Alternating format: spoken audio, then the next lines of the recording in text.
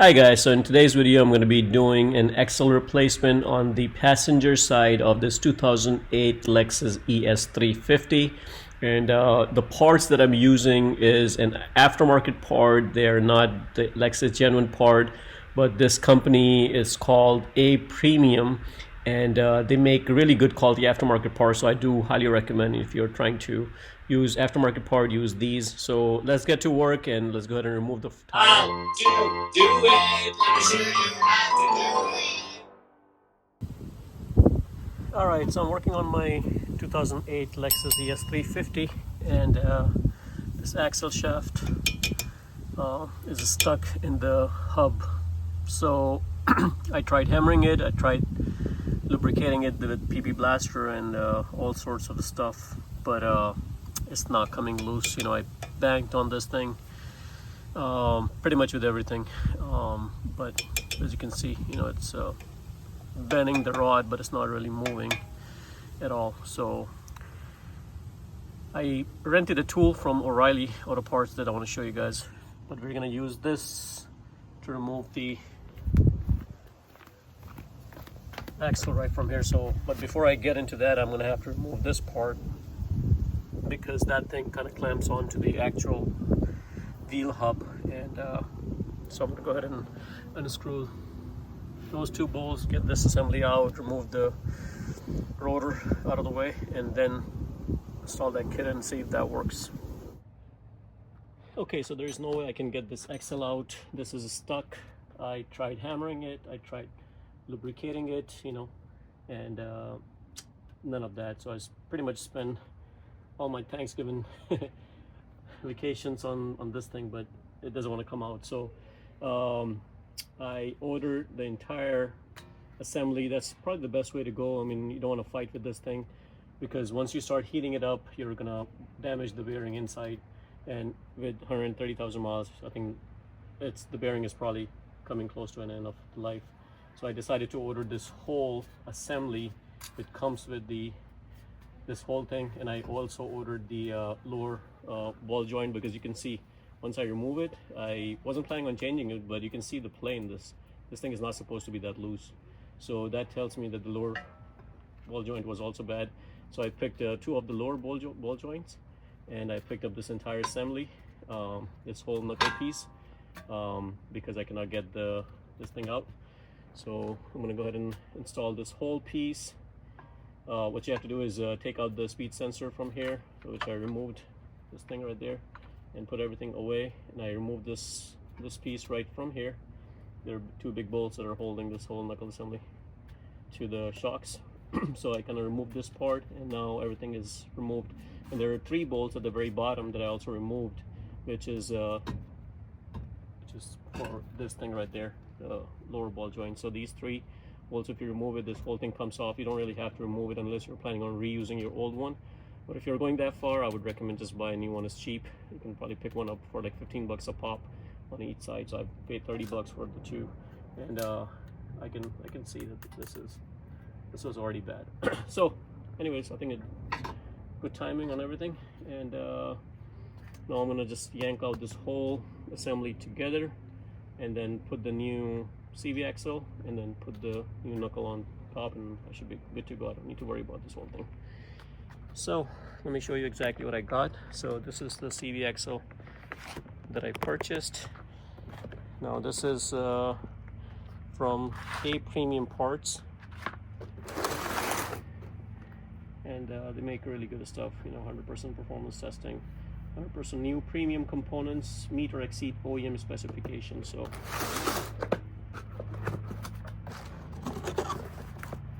this is what's inside.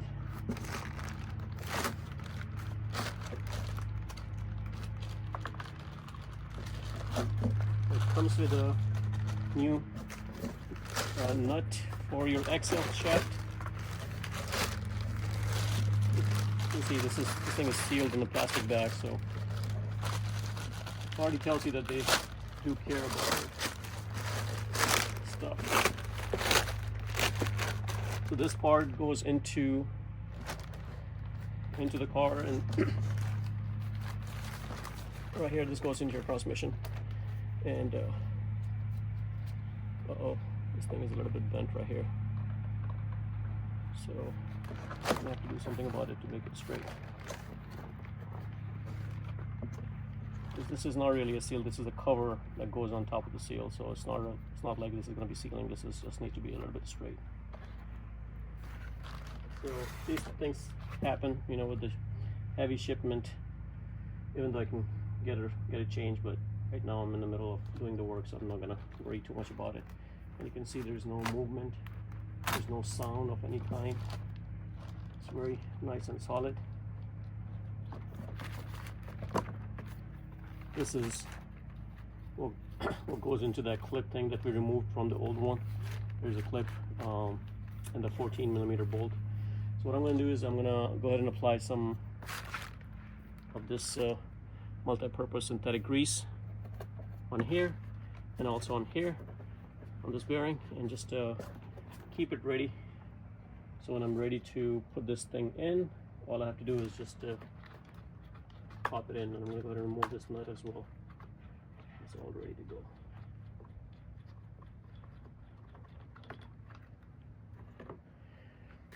And you may want to put some grease on here too when you're ready to insert it into the knuckle. So everything is looking good. Let's go ahead and apply this.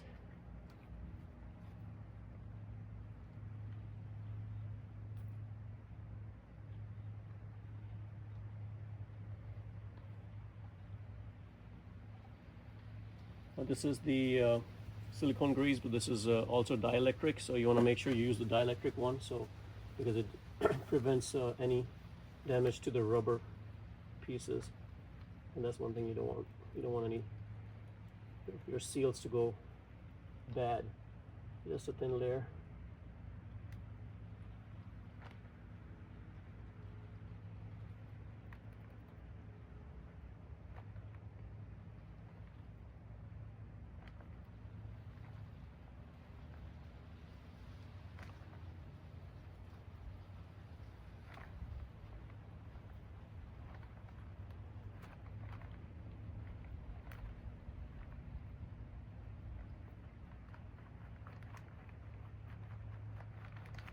Okay, and I'm gonna apply some over here later once I straighten this up. So go ahead and fix that and add some grease. Okay, so you can see I fixed the ring. I mean, it was very easy to do. And again, this is not a seal, so this is just a cover where the seal is, so it doesn't really matter too much, honestly. Alright, let's go ahead and pick some silicone, just make sure it's clean. Well, it is.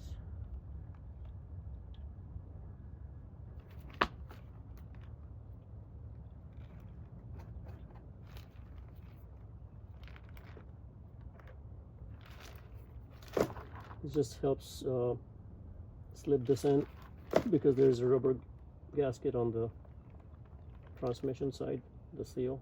So it just helps sliding this thing in.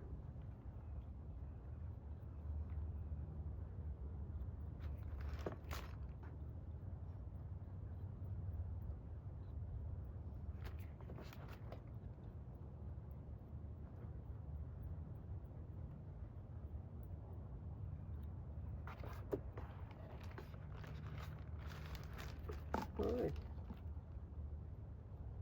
good now.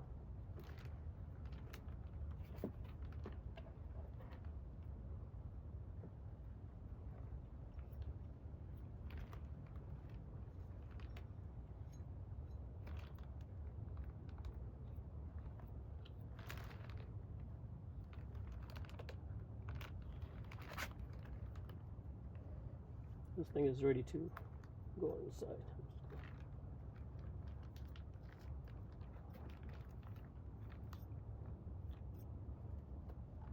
So right over here, there's this clip right there. I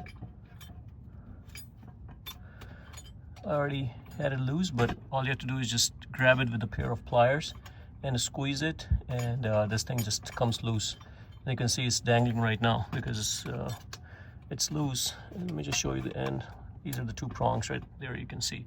All I did was just squeeze it, you know, with a big nose plier, and that thing just came right loose. So you have to make sure you save this, because this is gonna go on the new one. And then there is a bolt right there that I removed, which is this guy. It's a 14mm bolt that just goes right at the bottom. So all I did was unscrew that, and that's the only two things that comes off. Now put this thing over there, because once you remove that, it's possible that you may have some transmission oil that comes out if it's overfull or something. Sometimes it does drip a little bit, so good idea to have that. To remove this, you can just get behind, hit this thing from the back side, or you can have the hammer and just hammer it outwards, and that should yank it out.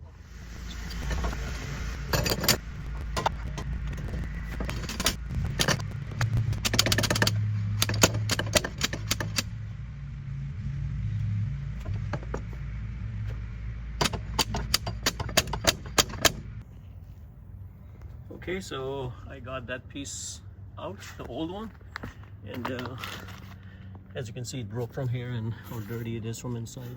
All that rust is because of the contamination in there, and this is very hard to get out, and I spent a lot of time, in fact, removing this guy, but this came out really nice and easy from the transmission side. And let me show you exactly what happens here.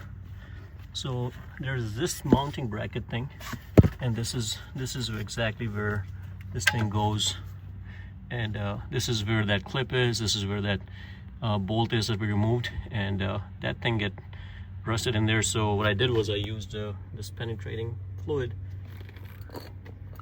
PB blaster, and I removed it. So now one thing is, once you remove it, you should not really have any transmission fluid coming out. As you can see, the transmission right from here, and if your transmission fluid is coming out from there, that means it's overfull.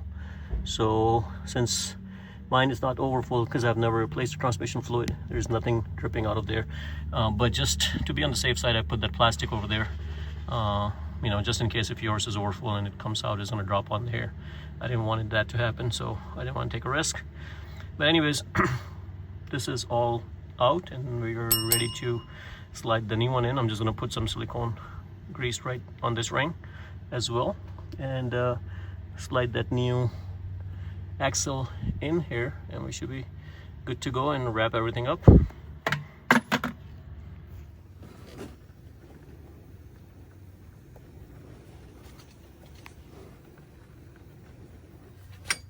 Just make sure you have the new ring in there, and I already put mine in.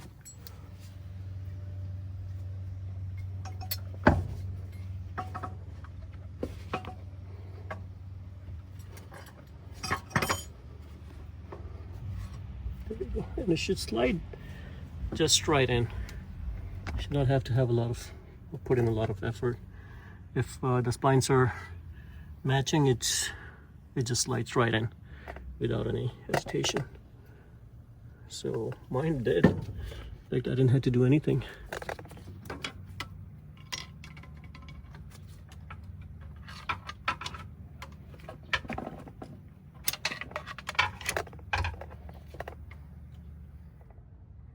Okay, so that clip is in. You just have to make sure, you know, once you clip it on, it basically, you know, does not move. And just get under the car, make sure it's nice and snug from all around, because that's very critical. And once you confirm that, you just put your bolt back in, and I already installed the bolt, so the axle part is finished. And now it's just a matter of me installing this assembly right here and put everything back to normal the way it was. It's exactly the same thing. Here you can see I put the new ball joint, and you can see it's not moving because it's not supposed to. It takes a lot of effort for it to move. It will move, but it will take a lot of effort, and that's how you tell it is a good one. But if it's moving very freely like it was on the previous one, you know it's bad. So, you know, this is the entire assembly because I couldn't get the old one out, so probably saved me a lot of hours with playing around with this. You know, it's just if it's stuck, you know, it's not even worth it. This thing was very cheap, you know, so just go ahead and get yourself a new one. I put some grease right here. Some bearing grease is good, and you don't want to put any grease over here, but I did put grease over here, and that's pretty much it.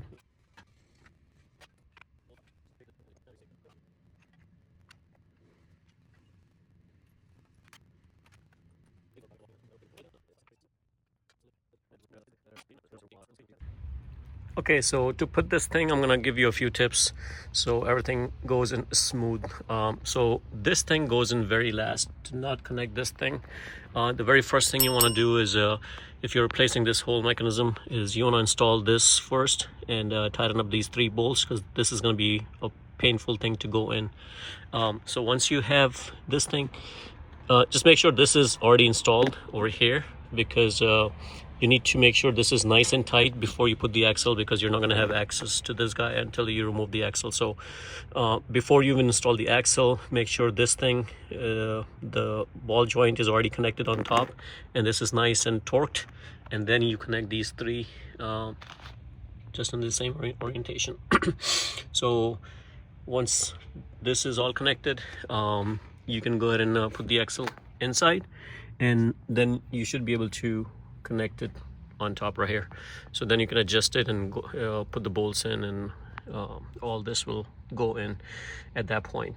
Now once this is set, then you can come over here and adjust it and put this bolt in. Make sure you tighten it and put the little pin. So I'm going to go ahead and install this pin.